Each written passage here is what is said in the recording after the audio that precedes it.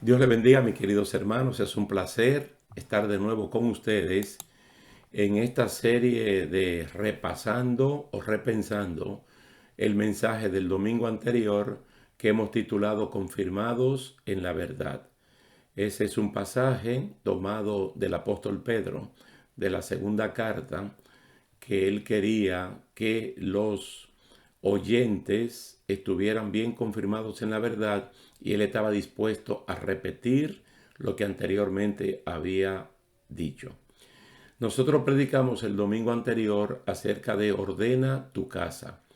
Y para predicar de ese pasaje, con ese título, leímos en Isaías 38 los versículos 1 y 2. Yo creo que para el pueblo cristiano es muy conocida la historia que se repite en otras ocasiones, pero aquí Isaías, que es un testigo ocular presencial de estos hechos, es mejor leerlo por aquí. Isaías 38, 1 y 2 dice: en aquellos días Ezequías enfermó de muerte, y vino a él el profeta Isaías, hijo de Amoz, y le dijo: Jehová dice así, ordena tu casa, porque morirás y no vivirás. Entonces volvió Ezequías su rostro a la pared e hizo oración a Jehová. No hay ninguna duda de que el término enfático o la exhortación con la cual el profeta le habla al rey Ezequías de ordenar su casa no era solamente ordenar asuntos familiares, como algunas versiones y comentaristas afirman. No era solamente dejar un legado por escrito o con testigo, sea que lo haya hablado, sino ordenar asuntos espirituales que tienen que ver en primer lugar con él y en segundo lugar con su familia.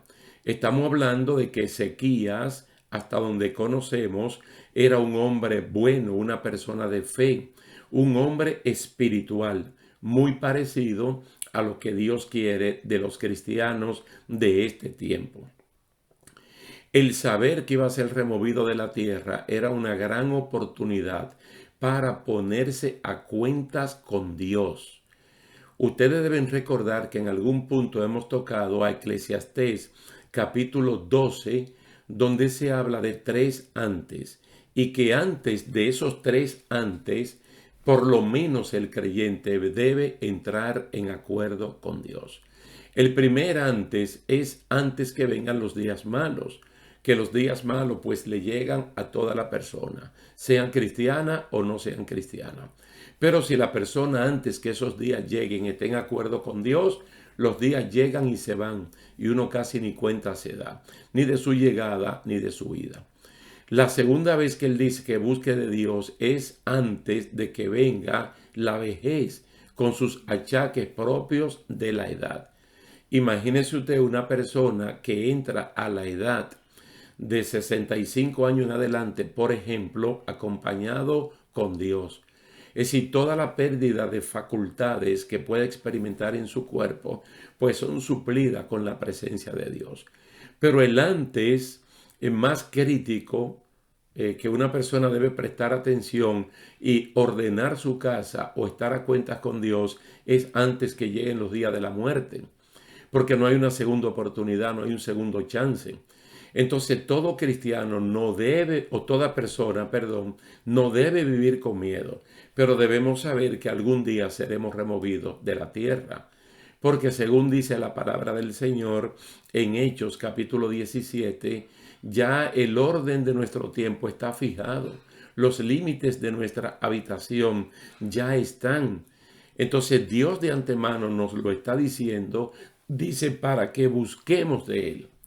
Dice para que busquemos a Dios de cualquier manera podamos encontrar a Dios o a través de la creación, que es una manera general de Dios darse a conocer, o a través de las escrituras, que es una forma muy especial de Dios revelarse a las personas. Ahora yo le quiero poner dos ejemplos aquí de lo que es ordenar una casa espiritual y lo que es ordenar una casa física, completamente física.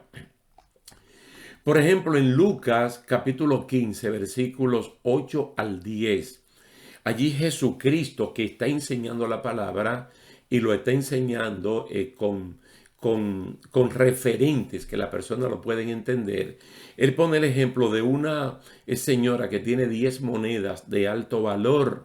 En este momento estamos hablando de dracmas. Entonces, de las 10 ella pierde una, está perdiendo algo de alto valor. Y la referencia es para hablar de la salvación del reino de los cielos, para que ustedes vean lo que es estar a cuentas con Dios o tener su casa ordenada. Cuando ella pierde la moneda, ella la pierde dentro de su casa. No fue que llegó alguien y se la robó. Ella la extravió dentro de la casa. ¿Y saben ustedes por qué la extravió? Porque su casa estaba a oscuras. Y su casa, por el hecho de estar a oscura, también estaba sucia, porque la oscuridad es un cómplice de lo mal hecho. Entonces lo sucio de la casa no se ve porque la casa está oscura. Yo le estoy hablando de una casa completamente literal. Aunque de ahí hay una verdad de algo espiritual también. Pero vamos a quedarnos nada más en la parte física. Entonces, el hecho de perder la moneda trajo una bendición a la casa. Porque ella encendió luz, vio que la casa estaba sucia, entonces toma una escoba y comienza a barrer su casa. Cuando la casa está alumbrada y limpia, encuentra la moneda. Y hay un gozo como cuando una persona se salva. Usted ve que la referencia no es difícil de entender. Pero también tenemos un caso narrado por el mismo Jesucristo en Mateo capítulo 12, verso 43 al 45, donde Cristo habla de la experiencia espiritual cuando una persona queda libre del hombre fuerte o del demonio que tiene poseído a la persona que no es cristiana. Cuando Jesucristo llega, liberta a esta persona atando ese demonio y echándolo fuera. El demonio comienza a buscar otros lugares para poseerlo. Entonces, cuando él no lo encuentra, él hace memoria del lugar donde él vivía, de la casa donde él vivía, del individuo donde a quien él lo tenía poseído. Entonces dice que cuando él llega allí, él encuentra que la casa está, número 1, está barrida. Número 2, está adornada, pero la casa está desocupada. Entonces, como él la haya desocupada y en sus andanzas, él conoció demonios peores que él, porque los demonios todos son malos, pero entre malo y malo hay peores.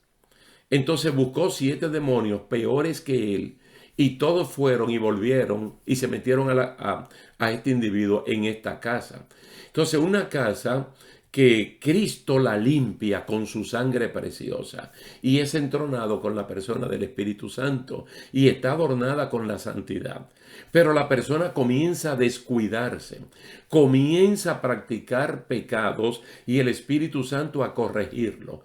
Pero la persona insiste en cometer pecados y el Espíritu Santo lo sigue corrigiendo. Finalmente el Espíritu Santo se entristece en la persona, como que medio se apaga. Y la persona sigue pecando, el Espíritu Santo termina retirándose de la vida de ese individuo, como se retiró de la vida de Saúl, como se retiró de la vida de Sansón, como se retiró de la vida de David, cuando cometió esa serie de pecados, comenzando con el de Betsabé, como potencialmente pudo haberse retirado de la iglesia de Éfeso, como Dios se lo dijo en Apocalipsis, el capítulo 2. Entonces el Espíritu Santo ya fuera de la persona. Entonces la casa temporalmente está barrida